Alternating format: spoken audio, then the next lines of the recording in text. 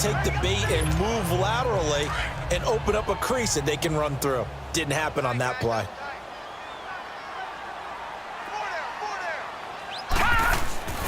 They keep it on the ground. This time it's Fournette. And the second wave of tacklers is going to get him as they stop him behind the line. That'll be a loss of a yard, and it leads to a third down. An interesting and intriguing decision there defensively because they kept extra DBs on the field despite seeing the multiple tight end look that came out for the offense. I thought they were going to switch out of it. I didn't know if they felt they didn't have time or what the case was. Well, in any event, the extra speed allowed for great penetration as they stuffed that one behind the line of scrimmage. He lost 2, and it brings up 4th.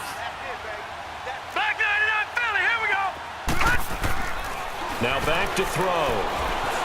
And fighting down inside the 25. And he finds Safarian Jenkins.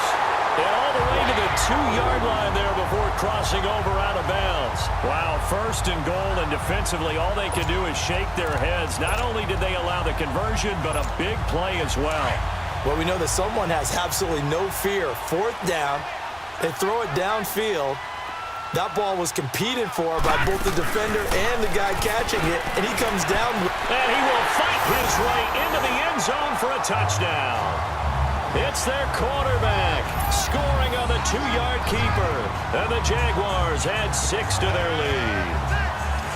Partner, wasn't that long ago that when I talk with these NFL coaches about different innovations in the college game, you can see their eyes roll and they just shut down right away. Don't bring me that Joe College stuff.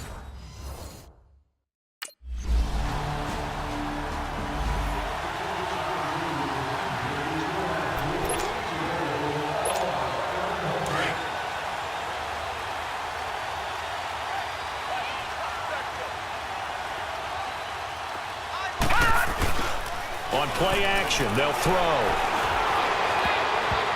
Oh, incomplete. A turnover would have really helped there. Almost intercepted. Instead, it's just 2nd down. Oh, man, that was close. The opportunity to change momentum, big play, right in his hands, unable to come down with it. A sigh of relief, no doubt, on offense if that fell harmlessly to the ground. And an alley to run. And he's taken down, but able to slip across the 35. 11 yards there for Jacksonville, and a 1st down as well. Partner, as a quarterback, sometimes you just got to know when the clock has gone off in your head, it's time to go. Tuck it and get all you can. So from the 36 now, 1st and 10.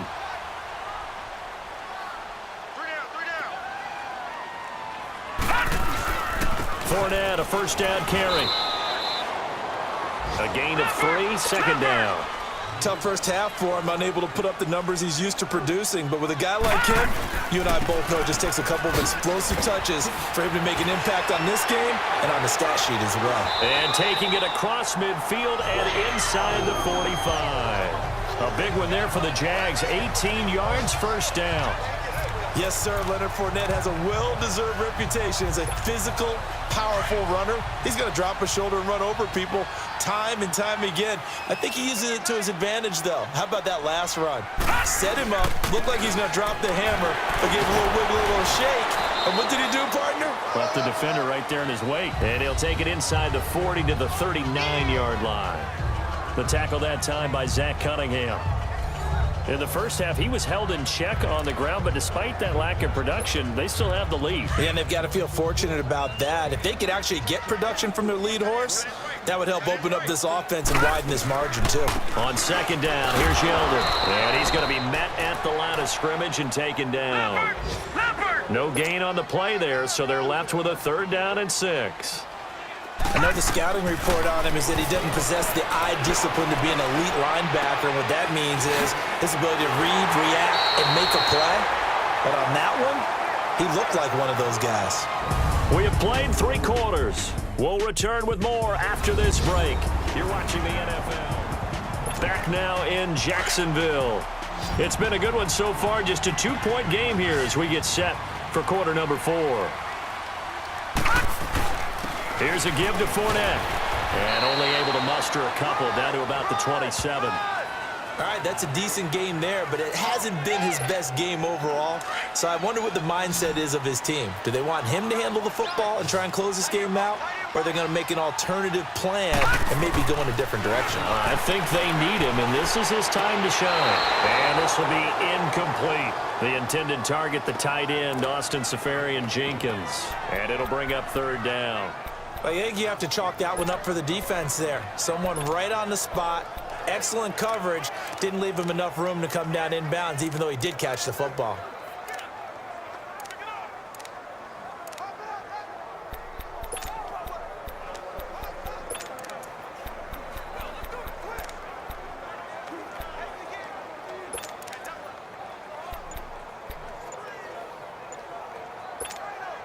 The Jaguars on third down. They've converted 3 out of 5 thus far. This is 3rd and 8. Now Doug Marrone, with a play clock almost out, says, let's take a timeout. It's just their first. They'll be down to 2 remaining as we step aside here in the 4th quarter. So the failure to connect on 2nd down, that leaves him staring up here at a 3rd and 8. Rolling to his left. And fights through one man. Forced out to his left. He can run for it, and he will. So no sack. He gets back to the line of scrimmage, but it'll still...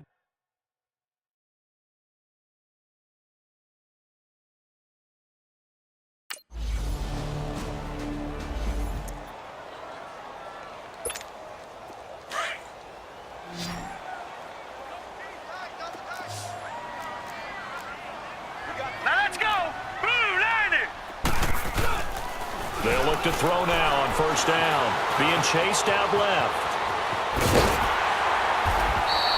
He'll wind up getting 9 after tucking it and running, so it'll leave him with 2nd and a yard. Well, he's proven real effective running the football. No one open, don't force it. Just get what you can, and that's what he's done very well in this game. On the move, and he can't find a receiver, and he's brought down. Whitney Merciless in there to drop him for his 5th sack of the year. Now, we talk about players blitzing all the time. I often laugh and sometimes call it just straight-ahead pursuit. What a running start. And the pressure gets to him again. So it looks like the offense isn't going anywhere. They're going to go for it on 4th and 7.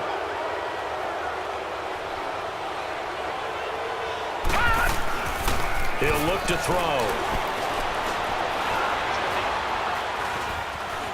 Flushed out right. He may try and run for this. The Jags come up empty on 4th down.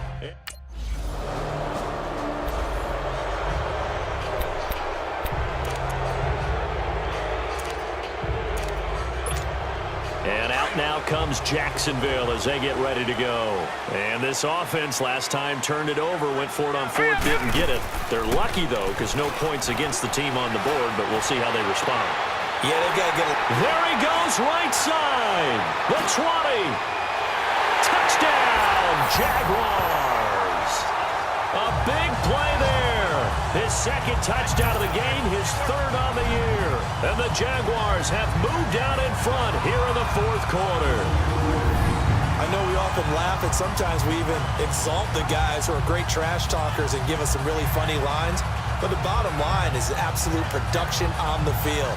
His 2nd touchdown of the game, and they lead. And now they'll be looking to their defense to preserve that lead.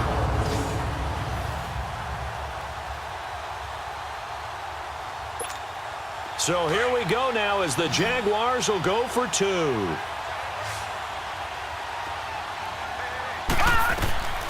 Out of the gun, they'll look to throw. Buying time to his left. And he rifles one incomplete.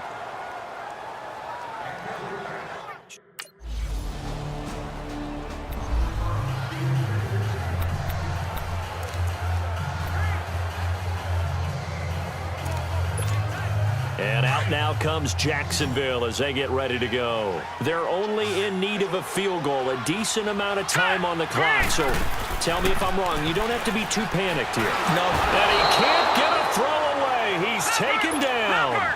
Whitney Merciless in there to take him down, and the clock will roll.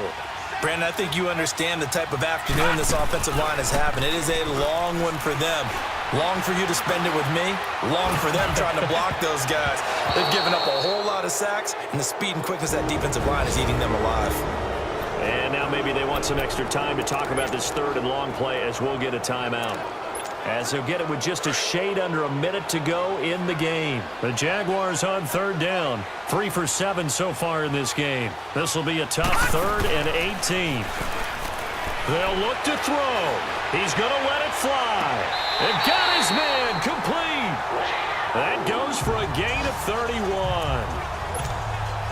The big play has him all the way out near midfield for a 1st and 10. He'll look to throw.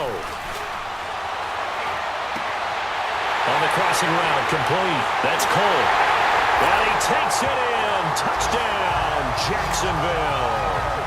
A big play there in the final minute. And the Jaguars have moved out in front here in the 4th quarter.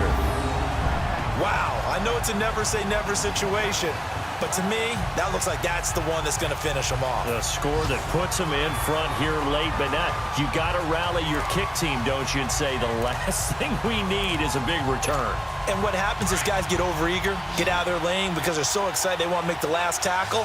You mess up, could come back at you a long way. They'll look to throw again. Steps away to his left. Breaks a tackle, and he is into the end zone to bump the lead up 2 more.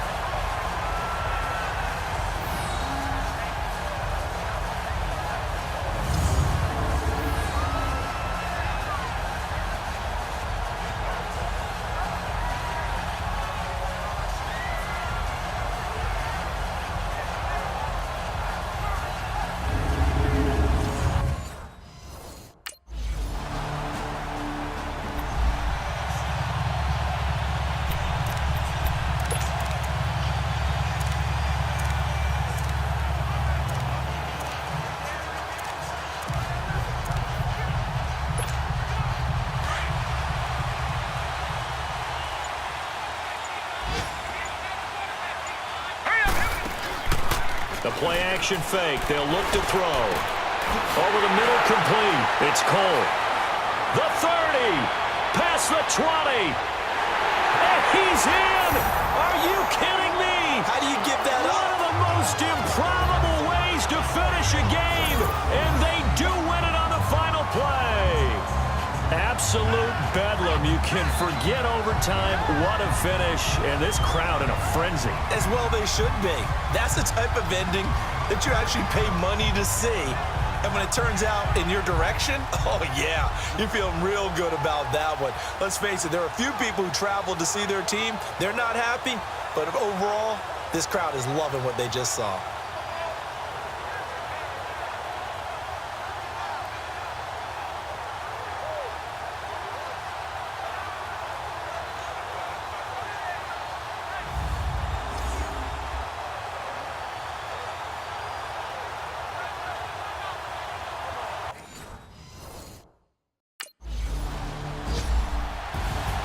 Well, Charles, it's one thing to win. It's another thing to win and put up the amount of points that they did. Boy, were they clicking on offense. They can't help but feel great about themselves, can they? I mean, what a game to put up that number of points, continually feel like they're moving the ball and things are working and clicking. They think that they can bottle this and carry it with them. And as an offensive coordinator, you just don't think you can do anything wrong. Whatever you call, run, pass, it's all going to work. That's called being in the zone. So for the Jaguars, their winning ways continue as they get it up to 7-0. And they'll get another home date next week as the Eagles will come to town. Meanwhile, for the Texans, they dipped to 2-5 now with the loss. And they will be at home next week to take on the Miami Dolphins. That'll do it for us. For Charles Davis and all our hardworking crew, I'm Brandon Gaudin. You've been watching the NFL on EA Sports. For more, find us